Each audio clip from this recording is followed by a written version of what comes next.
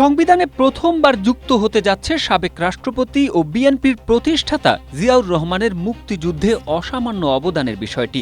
চট্টগ্রামের কালুরঘাট বেতার কেন্দ্র থেকে তৎকালীন মেজর জিয়ার দেওয়া স্বাধীনতার ঘোষণা ঠাঁই পাবে সংবিধানে।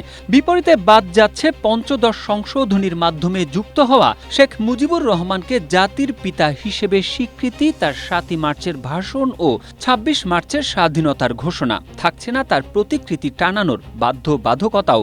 এসব তথ্য জানিয়ে প্রতিবেদন প্রকাশ করেছে দৈনিক যুগান্তর। প্রতিবেদনে আরও বলা হয়, একই সঙ্গে সংবিধানে ফিরছে তত্ত্বাবধায়ক সরকার ব্যবস্থা ও গণভোটের বিধান। আর সাংবিধানিক স্বীকৃতি পেতে যাচ্ছে ২০২৪ সালের ছাত্র জনতার অভ্যুত্থান ও জুলাই যোদ্ধাদের অবদান।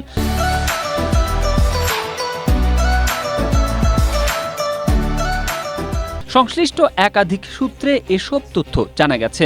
মঙ্গলবার সংবিধান সংশোধন সম্পর্কিত বিশেষ কমিটির প্রথম বৈঠক ঘিরেই সামনে আসছে এই প্রস্তাবনাগুলো।